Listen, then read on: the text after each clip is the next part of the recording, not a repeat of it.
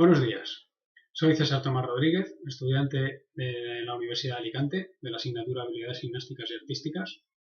Mi profesora es Sandra Ábalos. Le voy a hacer una presentación sobre la gimnasia aeróbica. En esta presentación vamos a ver cuatro puntos básicos, más la bibliografía y los enlaces consultados.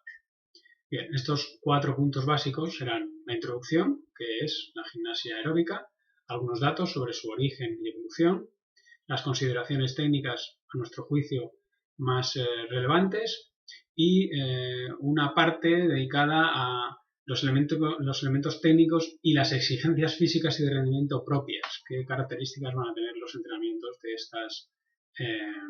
de estos deportistas. Bien, como introducción diremos que la gimnasia artística, la gimnasia rítmica, entre ellos la gimnasia aeróbica, esa ha sido denominada por los propios estatutos de la Federación Española de Gimnasia. En su artículo 4 establece 7 modalidades y una de ellas es la gimnasia aeróbica. Sigue los pasos de la Federación Internacional de Gimnasia.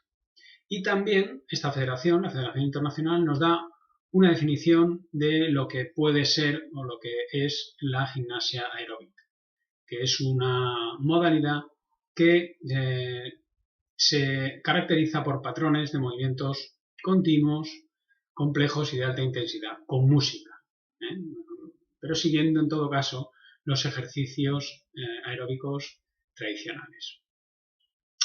Asimismo, también la Federación Internacional establece los elementos que tiene que llevar una rutina. Tienen que ser movimientos continuos, tiene que haber flexibilidad, tienen que ser de fuerza y tiene que tener los 7 pasos aeróbicos básicos. Bien. Sobre su origen y evolución, podemos decir que el aeróbic, como tal, lo estableció, lo implantó durante la década de 1960 un médico estadounidense llamado Ken Cooper, que escribió sobre ejercicios aeróbicos para las enfermedades cardiovasculares. ¿Cuál fue su sorpresa, supongo, cuando en la década de los 70 estos métodos aeróbicos se popularizaron y alcanzaron un grado de aceptación mundial notable a partir de la década de 1980. Pero fue en 1993 cuando las federaciones afiliadas a la Federación Internacional, al Comité Ejecutivo de la FIG, de la Federación Internacional de Gimnasia, que solicitaron que el aeróbic se fusionara con la gimnasia como una disciplina propia del programa de competencia o de competiciones de la Federación Internacional. Así pues, el 14 de marzo de 1995, en Suiza se realizó el primer curso de entrenadores y de jueces. Y en diciembre, el primer campeonato mundial aeróbico de la Federación Internacional de Gimnasia en París. Como anécdota decir que los competidores de Brasil dominaron la competencia y otras 7 naciones ganaron además medallas. Tenemos que decir que, tal y como está puesto en la imagen, el 7º del mundo en el ranking de 2018, que es publicado en la Federación Internacional en la actualidad, es español y se llama Pedro Cabanas. El primero es brasileño y se llama Lucas Barbosa. En 1996, como otro dato a tener en cuenta, se reconoció oficialmente la gimnasia aeróbica como disciplina de la Federación Internacional y ha seguido evolucionando en estos últimos años. En cuanto a las consideraciones técnicas que tenemos que tener en cuenta, vamos a hacer referencia a varias cosas. En primer lugar, a las modalidades que para la competición se establece que sean de base, de código FIG y de Aerodance y Aerostep, y esa normativa incluye elementos que participen los deportistas de manera individual, por parejas o tríos o en grupos. ¿De acuerdo? Eso se hace en las 2 modalidades base y código FIG, pero no en Aerodance y Aerostep, que solo se permiten la participación por grupos de 5 a 8 componentes.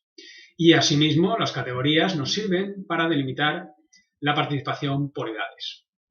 Así tenemos en base hay 4 niveles de edad, en FIG hay 4 niveles más de edad y en Aerodance y Aerostep hay 2 niveles de edad. Como curiosidad podemos decir que los gimnastas inscritos en los niveles FIG no podrán inscribirse, por tanto no podrán participar en el nivel base, salvo los campeones del año año previo, del año anterior, que sí que podrá participar en una pareja, trío o grupo de nivel base. Bien. Otra curiosidad es que los gimnastas inscritos en Aerodance y Aerostep podrán participar en nivel base y nivel FIT, en los dos. Pero un mismo gimnasta no podrá participar en más de una pareja, trío, grupo o club.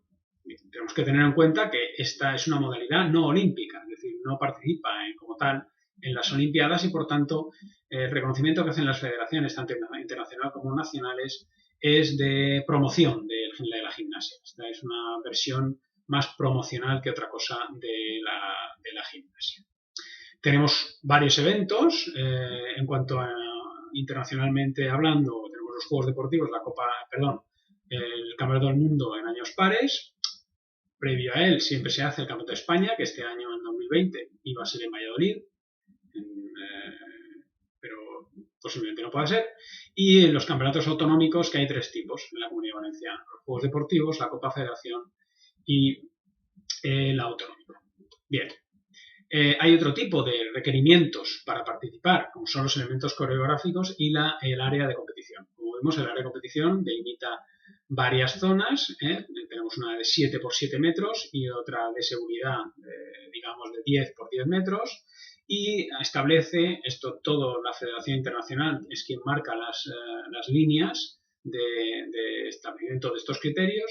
Establece también una altura determinada para la plataforma del estrado, del escenario, donde se van a desarrollar todas las rutinas. Asimismo, las normas imponen ciertos aspectos relativos a la indumentaria de los participantes, así como hemos hablado del área de realización de las rutinas. Y, como vemos, se imponen ciertos elementos de la vestimenta para hombres y ciertos elementos de la vestimenta para mujeres. Incluso, como vemos en la imagen, el tipo o modelo de zapatillas que deben usarse en las rutinas, que deben usarse en las competiciones. También, como elemento técnico indispensable, es lo que debe incluirse en una rutina: los patrones de movimiento, los elementos de dificultad, las transiciones y enlaces, los lifts, las integraciones físicas, y que el tiempo establecido para las rutinas de competición es de 1 minuto y 20 segundos.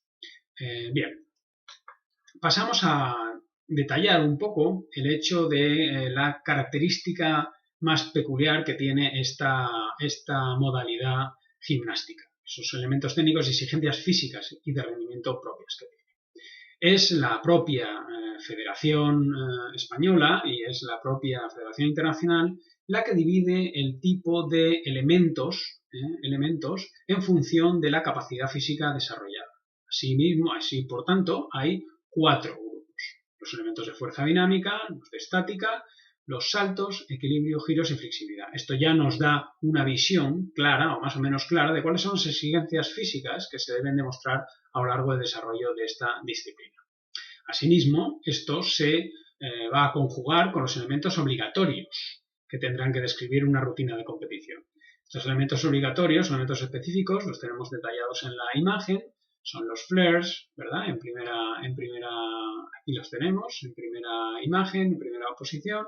Después tenemos las variaciones de soporte, los high V support, los balances de vueltas, los saltos, como no, el llamado giro de la ilusión, la planche y el salto fuera del eje. Estos son los elementos específicos que se más o menos correlacionan con las exigencias físicas y el tipo de entrenamiento que tendremos que seguir. Ese tipo de entrenamiento, los métodos de entrenamiento, tendrán que proveer al deportista de la necesidad capacidad física, la fuerza explosiva, elasticidad, flexibilidad, fuerza, resistencia o resistencia a la fuerza, y la propia resistencia como elemento continuo, ya no de fuerza propiamente dicha, sino de aplicación de un método continuo de ejercicio aeróbico. Estos métodos pues variarán entre los pliométricos, los propioceptivos para el equilibrio, los intensivos, interválicos, habrá métodos HIIT,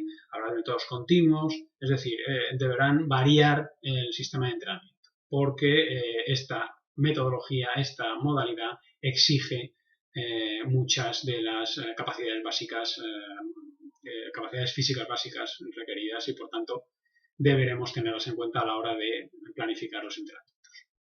Bien, los enlaces consultados los tienen aquí para su cotejo. De ahí hemos sacado tanto la información de las federaciones y demás, las imágenes de los enlaces de YouTube, así como otras imágenes e información que hemos utilizado para la presentación que ahora mismo termina. Muchas gracias y hasta la próxima.